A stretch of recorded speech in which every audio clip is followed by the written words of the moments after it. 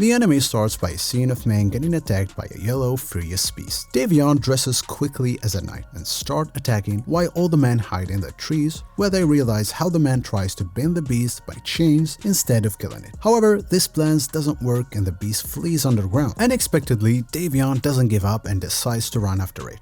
Underground, the beast studies its moves and attacks furiously, but the man manages killing it with his shiny hunting crystal. The other knights arrive, and while they talk about the next fights, some of them encounters a dragon nest filled with the corpses of other dragons who tore each other apart, like if they all lost their minds and turned on one another all at once. They walk few meters and they find a huge hall. Bram explains it was made by Eldwurm, a big and wise dragon, and the captain Davion asks them to pray it doesn't wake up because it will kill them all. Later at night, the captain takes the knights to celebrate being alive after fighting the yellow beast, and the villagers cheers after seeing the fighters holding its head. While celebrating, Davion falls for a woman called Mirana, and he volunteers to pay for her drink. But before getting to know more about her, a captain from the hunt interrupts, mocking Davion for running away from the Eldwurm and calling him a coward. Davion answers that even 20 knights can't fight the huge beast, and he must keep his mouth shut, because if anyone wakes that beast up, thousands of people will die. The woman didn't keep watching this fight, and she joined her friend Marcy on the table, where they meet an information broker who gives her clues about where she can find the lotuses she's looking for. At the end of their deal, and while the informer is leaving,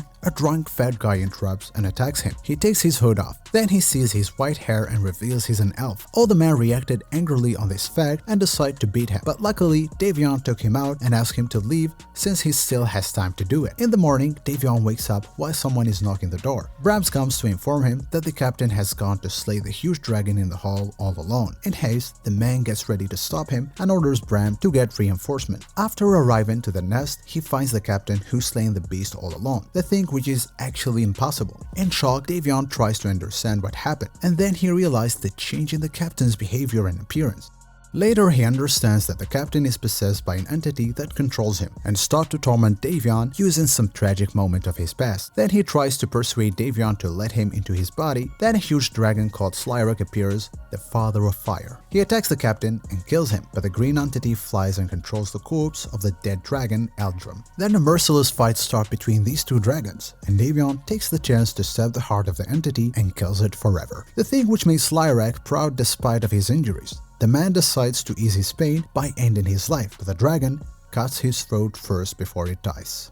Davion manages getting after the hole alive, but a group of bandits who want to loot him came to his way, and he wakes up to find himself naked, and the two ladies Mirana and Marcy are looking at him. He realizes he lost everything he had, his necklace and his sword. The girls let him accompany them during their journey to the city they are going to. Luckily, he knows the owner of inn, so they all can lodge for free till they finish their work. The princess Mirana asks the owner about the location of a dog market while the big guy is getting drunk. Suddenly, he starts coughing and coughs up a golden ring. One of the customers recognizes it belongs to one of his brothers, who is found dead in the woods with a bunch of his friends. The customer attacks Davion, but he manages defeating him. The man runs out but promises to come back in the next day for revenge. At the same time, the princess gets surprised by discovering the black market, which doesn't look black at all, but flashy and shiny. She and her aide are led inside and welcomed by Nikto, the man they were asked to look for by the informer. And while they negotiate to get more details about the lotuses, the elf who informed them in the bar shows up and reveals their identity. Since Mirana is not an ordinary woman and she is wanted princess by her uncle, who would pay a fortune to get her. Nikto orders the man to take the ladies downstairs to be sold, but unfortunately, Marcy is way powerful than what they thought, and she killed all the traders while the princess manages getting the true information from the elf. Now he asks them to see the shopkeeper. After seeing it, he gives them a second location they must go to if they want to find the lotuses from the Temple of Mini. They must go to the Broken Peaks and meet the sage. On their way back to the inn, they find Davion, who insists on waiting for the customer who will bring his friends for a fight. The princess asks him to accompany them to the Broken Peaks, but he refuses and insists on staying there since running away from a fight is considered as dishonoring his name and the name of his people. The ladies walk off, leaving him to face those people with no weapons. Shortly after, they see a group of bandits surrounding him, and the fight gets started. Davion barely protects himself, so the ladies intervene with their arrows and manage killing a group of those guys, and suddenly Marcy sees how Davion gets transformed to a beast. He furiously kills all the men, but the last one shows him his hunting crystal, the thing which makes him come back to his normal situation. The princess arrives right in time to take him away before getting caught by the soldiers of the city. The story of the lotuses began when an elf tried stealing them from the Temple of Mean. The princess could see her, but the thief was skilled with shadow magic. Mirana uses her moon powers to multiply her arrows, but she could only injure the elf. The thief, who is called Fimarin, met her friends in her village and shows them the lotuses she could steal from the Silver Nine Words.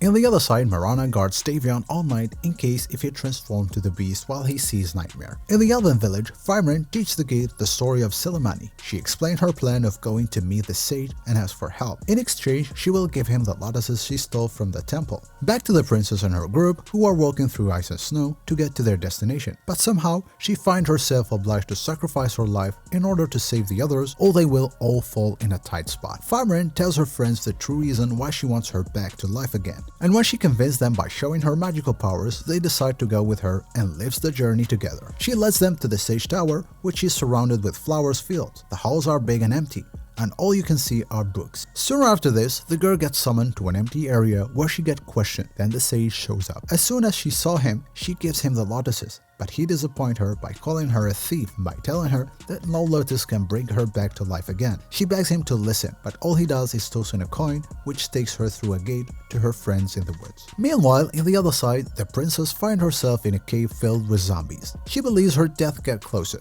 so she starts praying and asks for help. Then the red light in the cave summons her and seems to start losing her sense. However, a mysterious being reveals himself for her and brings her back to her sense, so she runs out for her life while getting chased by zombies. And luckily, she meets Davion and the rest of the group. Fimarin and her group get attacked by some warriors who ask for the lotuses, but unfortunately, they didn't have any. So one of them gets killed. When the others rush to catch their weapons, they also get killed.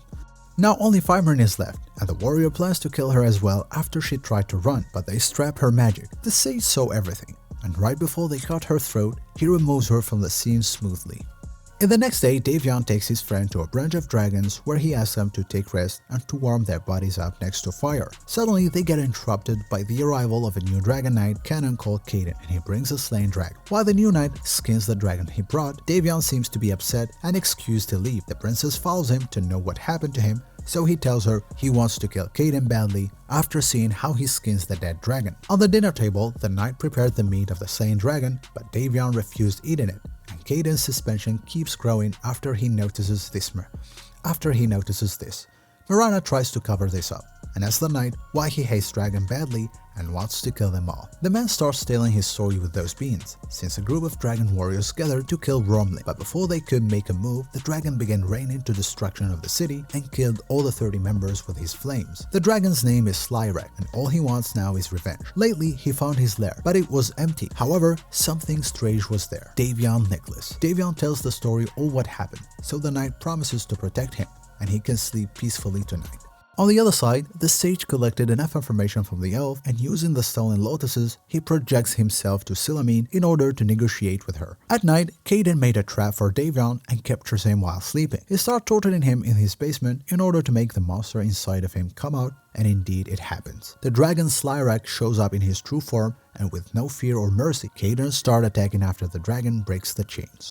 The princess and her aide come to help their friend, but just then, Slyrak transforms into a huge dragon, so all they can do is running away. Both sides in this intense battle are so powerful, but at the end, the dragon manages killing his adversary and flies to catch his friends and takes them away. Back to the sage, who turns out to be married to Silamine once. They had a beautiful daughter. The reason why he hates her so bad is because she didn't save their dying kid despite having the power to do so. Angrily, after hearing what he said, Silamine appears to her worshippers, announcing war against the elves for helping the sage to get her by giving him the lotuses. After listening to what she says, Luna, the captain of the Night Silver Woods, gathers her soldiers. She explains the situation and how the elves betrayed Silamine, and they all get teleported to different villages where they cause destruction and kill elves. Back to Davion in his dragon form, make sure all his friends are safe before crushing down unconsciously. And now his human mind and body is taken to a different dreamland where he finds different dragons who reveal the true name of the dragon entity who killed Slyrak is Terrorblade. In the true world, Slyrak awakens and starts attacking Mirana, who was trying to help him. Luckily, she is with Marcy, so they manage fleeing on the Sabertooth, but they crush into the forest, the thing which caused an injury to Marcy. By moving forward in fear, the aide notices the princess dropped her green crystal, so she grabs it and hands it to her. The dragon keeps chasing them till they arrive to a cave where he sends his flames all along.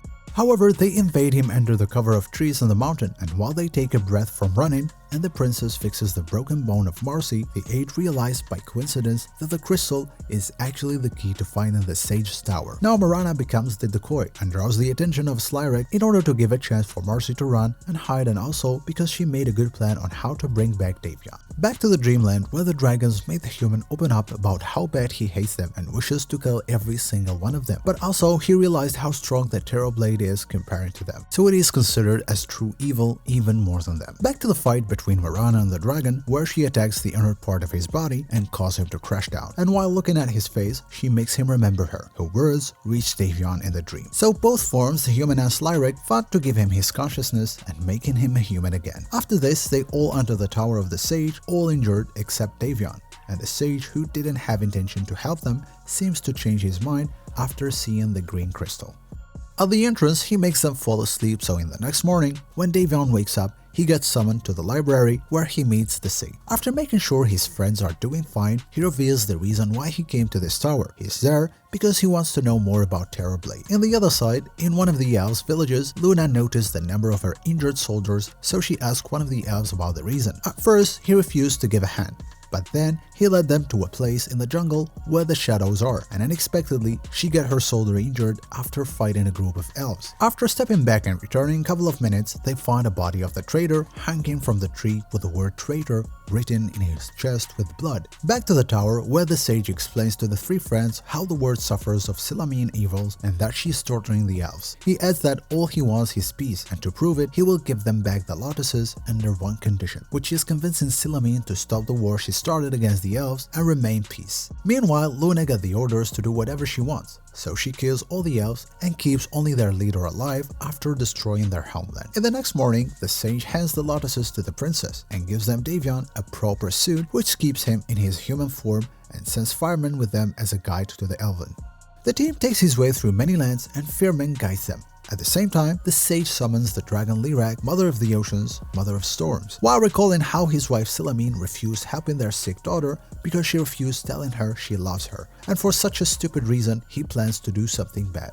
After arriving to their destination, the princess dresses properly for the right moment after getting welcomed by her people. She sends the lotuses just as planned, but then the mess started. The moon turned to black, and the crowd lost control. The elves start killing humans in an uncontrollable way, while Silamine gets beaten by a demon who wants her to taste pain for not helping her unique daughter. Everything seems to stop when the moon turns to its true color, but the sage comes to face Silamine and his game just got started apparently. For more details, wait for the next season of this anime series. Till then, take care.